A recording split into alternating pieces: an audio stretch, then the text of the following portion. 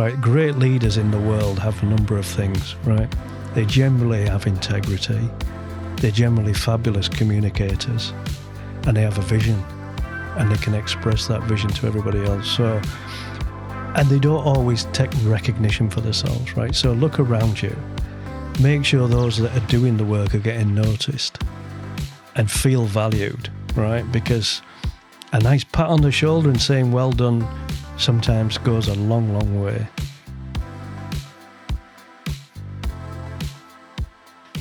Simon Mennell, welcome to the Fireside Chat. This feels very strange.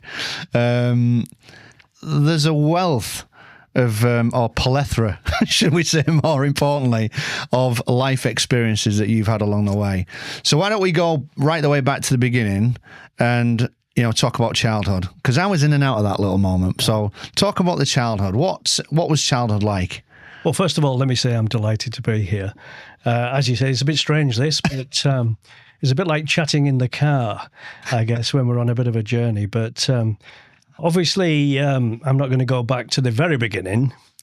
Yeah, please don't. Of my life. But I guess to start with, you know, because my life people have described it to me various things as 5 lives in one, because I've done so many different things that, you know, we'll get to talk about some of those things here. But, you know, I wrote a memoir because my childhood was quite difficult, and then I've gone on and had corporate life, etc. But, you know, back to my childhood, you know, my mother, God bless her, I love her to pieces, but she had some mental challenges that impact myself and my sister in our early childhood, right? But I guess in a roundabout way, what I've said to people is it wasn't planned, but she taught us a lot of life lessons, unintentionally, some of those life lessons, I would say. But I became quite independent quite young because, you know, my mother would disappear for days on end, and my sister, who was 6 years older than me, would have to sort of fill in, and aunties and uncles would sort of appear, etc. So I gained an independence quite early in my childhood. You know, I could cook scrambled eggs, for example, when I was 7 years old, which is quite a feat, without actually setting fire to the house as well, which was quite good. Yeah, and resilience is another thing that I learned. You know, I think one of the things when I was younger, I wasn't the best person at school, right? I mean, I went on later in life and I had to go to university and all those things and gain qualifications. But school life to me it didn't really interest me. You know, I thought it was just a bit of a waste of time. And I remember, you know, when I was at secondary school, and on the last day, one of the senior teachers came up to me and he said, you know, you'll amount to nothing, you're going to be in prison or something. You're just a waste of space. And the interesting thing is, about 15 years later, I went back to that school when I'd been more successful in my career. And I talked and I did a lecture on, you know, management, how to move into human resources, various other things. And as I walked down from the stage, that teacher was there. Wow. And he basically said to me, you know what, Simon, I was wrong about you. And I said, no. I said, of all the things you maybe tried to teach me at school, that last statement that you made to me was the best thing. I said, because it motivated me to prove you wrong and everybody else wrong. You know, so that resilience, I think, has been built into me from an early age, really. And that's a moment in time, right? That one moment there, albeit motivation probably wasn't there before that moment. It's taken someone to spark that motivation in your stomach, in your head, whatever it is, to really go and say, hang on a minute, I'm going to make that change. It is, and you know, and that stuck with me. You know, then I moved into Roundtrees and I did various other things, and I would get frustrated. Right, so I would be there and I'd be watching these, I call them manager because, you know, we can talk a bit later about the difference between a manager and a leader. And I would watch them and I would think, you know, I could do this differently. Not that I thought I was much better than them, but I didn't think they were being efficient. I didn't think they were motivating, etc. And again, that sort of drove me on. You know, rather than running away from that, I pursued and had a reasonably successful career at Nestlé before I moved overseas. Yeah, and the Nestlé thing was, again, I know we talked briefly on the way down in the car, but that moment where there was a realisation that actually I can do even more than this, and that took you into HR, didn't it? It was kind of like that moment of direction. It did. I'd successful in logistics, but I didn't always see my career in logistics. Yeah. And I dabbled in certain things. So I put in annualized hours within logistics, and that would involve trade unions and various other things. And I quite like that. And I was approached and somebody said to me, "You're quite good at these people things. Have you ever thought about a career in HR?" And I went into HR, and God bless Nestlé, they paid for me to go to university and get various qualifications in that, which then allowed me to move on to other things overseas. But I guess the other thing that, when I was at school, in my last year at school, it was quite interesting because I was in a punk band, right? And we were relatively famous. We were on John Peel and we were on radio and things like that. So, the counter of that was when I was at school in my last year was almost like a bit of a celebrity in there. People would come up and say, "Oh, we heard you on John Peel." Yeah. This, and I'd have red spiky hair. I was the complete punk rebel, really. Yeah. Which is why I've got hardly any hair these days. But yeah. More than me. Well, you maybe was a bit more of a rebel than me then. But I resonate with that. That last year at school, I remember obviously, going into football, and brains were in my feet more than my head, really, and there was that element of, that's my world. I'm doing it. I'm a little bit of a celebrity at school. People know who I am. It probably did shy away from the schoolwork and the elements of that. So again, although we're brothers, there's a very similar trajectory of what we did back in them times. If we fast forward a little bit into obviously background at Nestlé, got yourself going within HR, then there was the kind of overseas explosion. And I obviously start to remember this now because this is when we were getting closer. But that first step, and I'll always remember because I was just about to get married to Sarah. That's right. And you announced that we're going to the Middle East, and God bless you. You unfortunately couldn't make the wedding, but I think that was the bonding that me and you probably again needed, albeit it was probably seen as a psychological blow. It was actually a growth for us to get to know each other. And I think that then sparked, and obviously where we are now. But back to you in the sense of when you went to Dubai, that was like a moment in time, wasn't it? And it was because you went with no real work. Yeah, so the first move was to Singapore. That was it, sorry. Right, Singapore. So I went to Singapore, and I remember my mother saying to me, I said, right, I'm leaving Nestlé. My wife has got a job in Singapore and we're off. And I remember my mother saying to me, but Simon, what about your pension? Your pension at Nestlé, and I should have probably listened because zero pension nowadays. But, went to Singapore and after about 3 months, Carol said to me, look, I think you've spent enough time around the pool with the expat wives. Maybe you should try and get yourself a job. And I joined Dow Jones of the Wall Street Journal. I knew HR. But I didn't know a great deal about Asia Pacific. So I was on that fast learning curve. When I look back at my career, Dow Jones was actually probably the best time I ever had to meet some fabulous people, but dealt with some really difficult challenges. There was 9/11 during that period. Father died while I was out in Singapore, which was again impacted. And dealing with terrorism as well. So it was a really interesting part of my career but it's that resilience.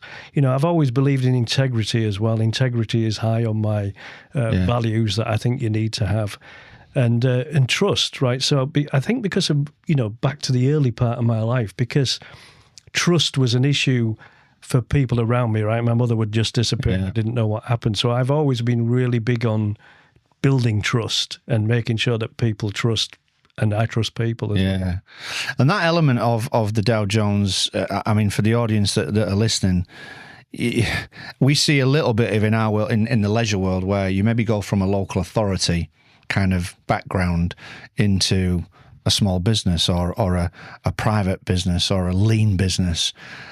The culture completely changes, the pace changes. What was that like going into Dow Jones from kind of Nestlé, which was based in York, doing the chocolates that they do really well, by the way. But that kind of changing pace to Dow Jones, where you are frontline centre. Yeah, I mean, the interesting thing is a lot of American companies believe that the whole world revolves around American policies, etc. So there was a lot of me taking what they were trying to do as an American organisation, but tailoring it for an Asia-Pacific feel, right? Because, if you think of the size of Asia-Pacific, so basically I had everything from India, Pakistan and Sri Lanka across to New Zealand and all the way up to China and Japan, right? Everything in the middle of that. So when you're dealing with different cultures, you almost have to think, okay, how am I going to deliver this? It's a bit like if you're in a management meeting, right? And you've got 10 different personalities. You're not going to approach all 10 people in the same way. Or if you do, I suspect you're not going to be as successful as you maybe should be. So it is about able to adjust. My wife is Asian, right? So we have some interesting things happen in our house. I might be sitting there and she'll say something and I go, oh, really? But it is about making the best of that and making the right approach to deal with that, I think. And always don't be afraid to sit back for a minute and think about something. You don't have to answer immediately anything. Yeah, and listening is important, isn't it? Listening is more important than speaking sometimes. Yeah. Yeah, and yet you mentioned something in the car on the way down which it resonated. The quieter person in the room is normally most important. Generally, the quietest person in the room is a lot of times the smartest person, because they tend to talk when there's something impactful or important. Beware of the noisiest person in the room, because they tend to sometimes make a lot of noise to try and hide. Yeah. If you understand what I mean. They may not necessarily be technically up to speed, so if they make a lot of noise, you think that it'll be okay. Yeah. So Dow Jones were there for 10 years. 10 years. Yeah, they moved me back from Asia after about 7 years, to London to take on all of international. So I had everything outside of North America, which again, when you're dealing with Latin America and then you're dealing with the Kiwis, is a completely different way of dealing with things. But, it was really interesting. Did a lot with German workers' councils. I guess some of the interesting things that I ever dealt with when I was at Dow Jones was the Japanese trade union. Right. So, depending on how deep the bow was, depending on how they thought that meeting was successful. Right. But yeah, so again, reading and understanding, right? So when some people say yes, they don't mean yes. Yeah, okay. So understanding what that yes really means is making sure that you don't run down a rabbit hole. Yeah, and that's understanding culture, right, as well. Absolutely understand that culture. And it's taking the time to observe, learn, develop them skills, rather than just jump in and go gun-ho. That's right. And don't be afraid of a silence. Silence is okay. Yeah. So Dow Jones, back to London, then to Dubai. So went to join Dubai World. At the time when I was at Dow Jones, Rupert Murdoch had sort of come along, and I was offered a number of roles in America, but I just didn't fancy America. Our sister had lived in America for many, many years, and I thought, I'm not sure that's for my kids. So we trotted off to Dubai World, and unfortunately, that was as the financial crisis was getting a bit of momentum. So that brought a whole set of different challenges with that. Rather than going and building something that was growing rapidly, it was all about restructure, etc. And some of those difficult conversations that you have to have in that situation. And you mentioned resilience quite early on. That's got to be a moment, because I've always, when we've talked at home about the certain situations you've been put in, resilience has got to play a major part there, because that must be a tough gig in having to restructure. You're seeing people go out the door, you're having to make it lean, you're doing your job, but that's still got to be human, right? There's an element. Yeah, I mean, the secret is, I've worked with people who look at people as if they're just a number on a spreadsheet, right? But there's a human being and there's a family behind that, right? So I've had people who've, believe it or not, thanked me when I've let them go, not because I've let them go, but in the manner in which you do that. So, you can do outplacement, you can do all kinds of things to help people with that parachute land as opposed to throwing them out of the 30th floor and letting them get on with it. So it is about that. And I think you've got to have agility as well, right? So you've got to be able to flex in a situation, adapt. Yeah, yeah. So, I mean, the values that are coming out are loud and proud, right? You've got agility, you've got adapting along the way, you've got resilience, you've got empathy. How important was it to you for that to resonate with you as an empathetic leader or an empathetic manager or an empathetic decision maker? How was that? How important? I think all of those, trust as well, right? I think all of those are critical, right? In getting things done. Anybody can be a manager, right? It's just a title. Yeah. Right. And people will follow a manager because if they don't get paid. A leader is a completely different thing. Right. Great leaders in the world have a number of things, right? They generally have integrity. They're generally fabulous communicators, and they have a vision, and they can express that vision to everybody else. So, and they don't always take recognition for themselves, right? So look around you. Make sure those that are doing the work are getting noticed and feel valued, right? Because a nice pat on the shoulder and saying well done sometimes goes a long, long way. And it's about succession, right, Nick? So it's about succession. So making sure, I've always gone into roles and always tried to have somebody in my team that if I get hit by a bus can take over. Yeah. And that is the secret. And a lot of people are afraid of that, right? Yeah. Whereas, I've never sort of been like that. In fact, in a number of roles, I've actually made myself redundant in that situation because I think the business needs a different type of leadership going forward. It's maybe not growing as quick as it should, etc. But yeah, so I think, hold your values true to yourself. That's brilliant, yeah. And it's, I mean, you've mentioned it a few times to me about how that's affected you. And again, resilience becomes, you turn it off when you get home, don't you? And you have to turn it back on when you're in the job. But you have to distance yourself from that kind of, I guess, empathetic way with like you said, people and families and humans and the behind it. You got to kind of distance yourself. I always think of our youngest sister Lisa when she was at the prison service.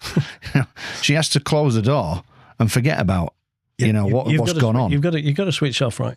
If you can't switch off, that's going to impact your personal life. Yeah. Right. So you've got to be able to decompress. But when you're on the job, give it 100%. But make sure when you've got the family, you're focused on the family. Right. Yeah. You can have, I've had some fantastically paid jobs. Right. But the one thing that all of those jobs can never give me is time with my family. Yeah. Right. So don't always chase the dollar. Think about quality time, because certainly with kids, as we both know, you look around and they're 20 years of age and they don't really want to be with you anymore. You don't want to go on holiday, etc. So make the most of time with your family. Is that something, and this is a little bit personal, but is that something that you learn along the journey?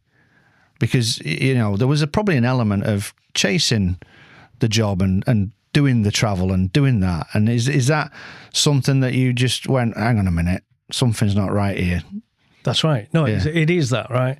And it really hit home when my son said to me once a few years back, you think about money more than you do us, Dad. But my mind was thinking, I need to work hard to give them everything that I never had. Yeah. Right? So they never have to worry about if they're going to get anything for dinner, because it's always going to be there. I was worried about whether I was going to get for dinner. I was worried whether if I turned the light on, would it come on? Because a lot of the times it didn't. Yeah. Right? I mean, to give you a funny story, when I was younger, I was probably about 10, we didn't have electricity. The electricity had been cut off because my mother wouldn't pay the bill, right? And eventually the electricity was put back on. I went up to the bathroom, the old metal handle. What we didn't know is there'd been a bit of a water leak, right? So the water had gone into the fuse control box under the floorboards, and when I went to flush the toilet because the electric was back on, it blew me out the door. Oh my God! Right, so I look back on that, I think that's hilarious, but it is that I always wanted to make sure my children never had that, but really what they wanted was time. Yeah. So one of the big highlights for me at the moment is, me and my son are big York City supporters, and, we have season tickets and we go and watch York City. Sometimes it's happy, sometimes it's miserable, but it doesn't matter to me because we're together. Yeah. And I know from us talking in family life that's become a real passion now is grounding, is being part of that. I think the element of what you've just talked about, probably from Rory saying what he said, it's more about that communication. It's that transparency, isn't it? In life and in home life and work life, there's an element of transparency and being honest and saying, this is why I'm doing this. This is what I'm doing it for. Sometimes we get lost in that because we're focused entirely on what the day job is versus then we'll try and fit the lifestyle in behind it. That's right. As I said earlier, you can't buy time. You can be the richest man in the world, but you can't buy time. Yeah. Fascinating. So we have a rule in our house every Sunday. There's no phones at the dinner table. There's nothing. It's just conversation. Right. And whether that's an hour or an hour and a half, it doesn't matter. Everybody's focused. Yeah. And do you think, I mean, from a perspective of what people might be listening to here and leaders that are listening, how important is that on the scale? I mean, we talked about you can't buy time, but how important is it that they don't forget that moment, whether it's a Sunday lunch, whether it's a Thursday night, we go out for dinner or cinema or whatever? How important is that to people in business and leadership? I think it's critical, right, that you do that. It also keeps you rounded, right? So there's more to life than the business, there's more to life than money. Yeah, when you're in the business, you give it 100%, absolutely, without fail. But when you're at home, you should focus on the family as well. Me and Rory, as I said, we go to York City, we do other things, right? Yeah. And he said to me the other day, we were doing something, we actually went off to Whitby and we got some fish and chips, etc., and it was just quality time. And he said, you know what, Dad, I'll remember this when you've long gone. He says, just driving down this road. He says, will remind me. And I think that is that create memories, right? You and I look back at various points in our life and there'll be something that'll trigger a memory, right? Some of them might not be a great memory, but, most of them generally are be good memories. Well, it tends to be, we turn it into hot comedy. Regardless how bad it got, right? I mean, we have whole families like a comedy show. But, I mean, we are a comedy. Back to kind of the journey, and we're in the Middle East. So we're in the Middle East, and Dubai World, which was Looney Tunes, really. Money was spent everywhere, but it was really interesting. Again, we worked with some really interesting people, doing that restructuring, but doing it in the right way, making sure that those that are impacted have that safety net in a way to help them on to the next part of their career. And then from Dubai, I went to Jersey. Yeah. Right? So I went to live in the island of Jersey, 9 miles by 5. In winter, I always thought it was the nicest open prison that you could probably live in. But great place for the kids. Wonderful, really. Great memories of Jersey. And Jersey was with an offshore business, right? And I mean, that was with it was the largest patent and trademark business in the world. Right. While I was there, we set up a legal process outsourcing business. But my expertise is transformation. Right, so I've worked with a number of companies over the years, either getting them ready for IPO, getting them for resale, or buying and selling. I've done multi-billion-dollar deals throughout my career, etc. So the purpose of that was really to get it ready for resale. Yeah. So it was 49% private equity owned, so it was quite interesting. Working with private equity guys is a whole different ballgame. Yeah. I mean, they don't look at the spreadsheet. It's waste their money, right? But it's generally somebody else's. Well, look at it. Yeah. And so Jersey was a kind of like, it was a couple of years, right? Yeah. And then we went Then we moved back to the UK. Back to the UK. You know, Rory's autistic, right? So he had some challenges there that we wanted to put that priority, and it was the right thing to do. You know, he's running his own business now. He's doing very, very well. So went back there, did some interim work with law firms, etc., who were, you know, merging at the time. So a lot of law firms in the UK have merged with each other, etc. So I did that. And then from there, went back to Dubai with AIG, the you know, insurance world.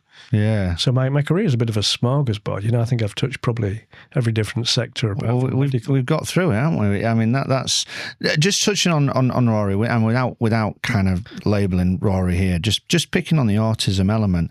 I mean, that's a learning curve right there, right? You know, did it change the way you thought in business as well? It did. You know, it's a strange label, right? People throw labels around willy-nilly. But I think because of some of the things that I've seen with Rory, his IQ is off the scale. I mean, the guy is a genius, right? But when you're in business, I sometimes sit in a room and think, you might be on the spectrum. Yeah. Right, when I'm dealing with them. So I'll deal with them in a completely different way, you know, because they maybe need a little bit more structure than people who can think on the feet. So sometimes you need to approach that in a slightly different way and give them a bit more structure than you maybe want to at that moment in time. And when you talk about structure, you mentioned something in the car on the way down, and I really liked it. It was the compartments, the kind of boxes. But you put it into boxes and you deliver it in that way, so they can. You've got to remember that their process may be slightly different, right? So if you put it in a box and you put it into a different compartment at different stages, it then probably, in my experience, would bring out a better outcome. Yeah. And you're bringing them on the journey, right? So it brings less resistance. Yeah. But, you know, they don't have to be on the spectrum for that. Sometimes you have a manager who wants detail and you have another manager who doesn't want detail but can operate at a higher level. And you might need to spend a bit more time to get that through in a meeting before it happens, that you've given this other person a bit more detail than you would in a meeting. You know, so when I think about board meetings, right? So I've sat on a number of boards globally, and I did some work with the board recently, and you know, the CEO said to me, "Well, what do you think? You know, you've been in the board meeting. What do you think?" And I said, "Well, it's a bit like a show and tell." Right, it's far too operational focused. And I think if you're in a board and you want to be impactful, think about strategic things. Right, let the guys run the operation. That's what they do. You're there to provide the strategic checks and balances in a way. Yeah, stuck in the weeds effectively. Correct, yeah. You know, don't get bogged down in the detail, because that's really what the operational guys and girls are supposed to be doing. How important is mentoring, coaching to you? You know, in your yeah. I mean, look, I've been so lucky. I've had some fabulous mentors over the years. You know, one that stands out for me is a guy called Ron Fisher, who was in the early days, and you know, he really sort of helped me get opportunities, guided me. You know, the secret with a good mentor is not to give you the answer, but is to help you find the answer within yourself. Right. And so sometimes mentors think they're there to give you the direction, and that's not really what a mentor should be, not an effective one anyway. You're building somebody to be able to stand on their own at some point. Yeah. You know, do I give you a bowl of rice, for example, or do I teach you how to grow the rice? And a mentor should be the latter. Great analogy. Yeah. That was a smart one. That's unknown for you. AIG was probably what, 5, 6, 7 years, was it? Yeah. So 2013 to about 6 years. Yeah, and then we were in the skies, didn't we? Yeah, we went to the skies. We went to the skies, the Qatar Airways. Absolutely, the fabulous perks of that. You know, the employee tickets you can get is wonderful, and we took full advantage of that. Of course you did. You know, we were probably, because when Anne's tyres, you know, we would generally go to Thailand once a month. And what was Qatar Airways like? I mean, you know, without going into tough gig, yeah, right. You know, the more senior you are, you got good money, but it was a tough gig, right? And that's okay. I don't mind tough gigs. I like tough gigs. The thing that impacted my time at Qatar Airways was COVID, right? Nobody was flying, so let's reevaluate where we are and what we're going to do. You know, part of my role was looking after the business partners and the administration. The other part of the role was basically to do transformation. But when nobody's flying, there's not a lot of transformation going on. So we moved back to the UK at that point. And really, you know, if we think about, I mean, that you've touched on it. I mean, I know we've said every sector. You've had a wide span. Through every single one, what would be the one takeaway that you've had through that, all them companies? What would be the one takeaway that you go, do you know what, I made a difference? Yeah, look, I think there's two ways to look at that question, right? So what is the takeaway for me personally is grasp any opportunity that comes your way and make the most of it. Don't sit back and wait for somebody to present it, because it might not come, right? Move forward and grasp it. I would say the one takeaway on that would also be, as we reflected on earlier, family time. Yeah. Right? Don't always chase the money. Yeah. It's big, isn't it? It is. It is. You know, I don't think people realise that until maybe it's too late. But, you know, being the richest man in the cemetery is not the goal that we should be going for, really. Again, great statement. We're all ending up in one place. We are. How important has Winan been in this process of late? How important has she been? Because that was a moment, again, in your time, personal life, that I think changed you. Yeah, I think, you know, we touched on different cultures, etc. But Winan has possibly been the most important person in my life. She's helped me reevaluate things, helped me get confidence back, right? Because you get knocked sometimes and you have to pick yourself up, and I've picked myself up more times than I can remember. But she is extremely supportive, right? And that you need that support, right? You need somebody, you can believe in yourself, but you need somebody around you who believes in you as well. Yeah. And that is it for me. She's just absolutely fabulous. Don't let her listen to this, but no, we never said anything, Winan. Promise. No, but I think it resonates. I think if I comment on where we're at with Pocket Rocket Group, you know, that was a moment in time for me, and both in the corporate world of myself and Sarah, and Sarah's had to be really supportive of this journey, and I think it does get forgotten about quite frequently. Again, if you're in the zone and you're in the business and you don't get that family time, or you've not necessarily had that conversation about the chat, or, you know, this is where we're at, this is what we're doing, it's very difficult to get the support. So you've got to have that conversation, haven't you? You've got to be willing to be on the same page. Yeah. I think we're both very lucky. Yeah, with the people that we have around. Anyway, that's enough of, you know, congratulating the. Well, I know. The other half. I'm welling up here. I'm getting emotional. Where are we at now? I mean, we are on a fast track journey at the moment. Yeah. But tell the audience where we're at. So you know, came back to the UK, did a few things, done a bit of interim work, etc. Went into construction for a couple of years, as you know. I helped them restructure. I remember they told me we want to take this personnel department and make it into a people-focused department, and we did that. And after a couple of years, you know, I said, look, I've taken this journey as far as I can. I think you need somebody else to carry on with what we've built, and I'll jog on. And I've jogged on, and strangely enough, I've written 3 books. And now we're showing how the brain works, in the fact that, you know, what takes probably people 5 to 10 years to write 3 books, you've done it in probably 6 weeks.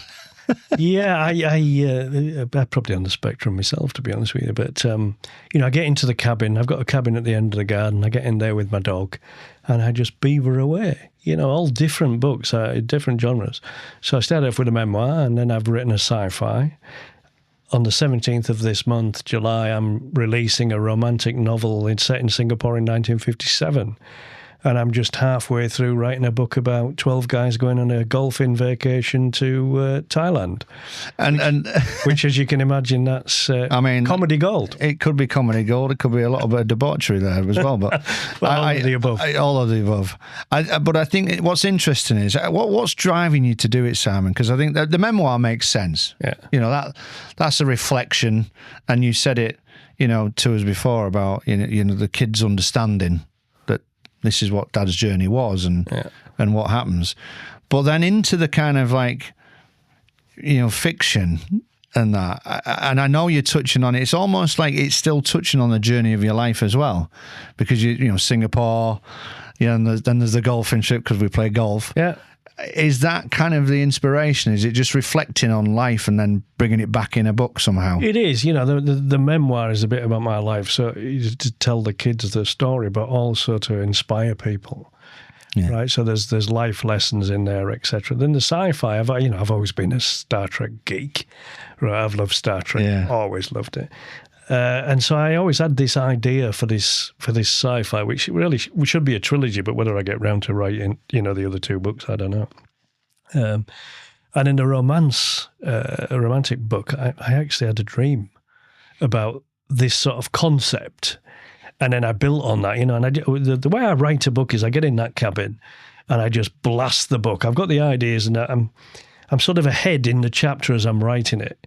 So and then I write the story, and then I go back through each chapter and adjust them. So I might write, you know, 40, 45, 50,000 words to start with, and then by the time I've finished, it's 70, 80,000 words. But that's how I do it. So sometimes that's how I deal with life as well, right? So I might steam into something and then go back and, you know, it's a bit like I'm driving the car, but I'm trying to fix the wheels at the same time. And that was a bit that I learned, I guess, in my early career, working with some famous people who will be not named here. And one of the things that they taught me was sometimes you spend 20% of the time thinking about something and 80% of the time embedding it. Whereas other organizations may spend 80% of the time figuring it out and then 20% implement it. You know, I think it's probably somewhere in between all of that is probably where you should be going. There's a sweet spot, yeah. You know, if you think about something too long, by the time you do it, the opportunity's gone. Yeah, and that's back to what you commented in the moment, right? Don't grasp it effectively. Yeah, yeah. So we're in books. Yeah, we're in books. What's next for Simon Mennell? I'm not really sure. You know, I'm waiting for Netflix to come knocking. It wouldn't surprise me, by the way. It wouldn't surprise me. I really, I don't know. I think I've got a few more books. You know, I want to write some books on leadership. That I've already sort of planned out. I think, you know, going back to my actual profession and sharing some of the wisdom that I've learned. People might not think it's wisdom, but, you know, sharing some of the learning points to pass on to the next generation, really. You know, one of the things I really love, when we touched on mentoring, right? I've always loved that in my job. Yeah. You know, sharing knowledge and teaching people around me. There's no better gift you can give anybody than is to teach and share something. Yeah, really. It's when you see them flourish as well, right? And absolutely. We've done a little bit of that here. You know, I look back on some of the people who were with me very junior in my career, and you know, they're chief people officers now, or whatever they may be, COOs. And it's fabulous, you know, and they're still in touch with me and they still bounce ideas off me, you know, and it makes the old guy feel happy now and again that, you know, some of these young kids, they still want to ask the old man what he thinks about something.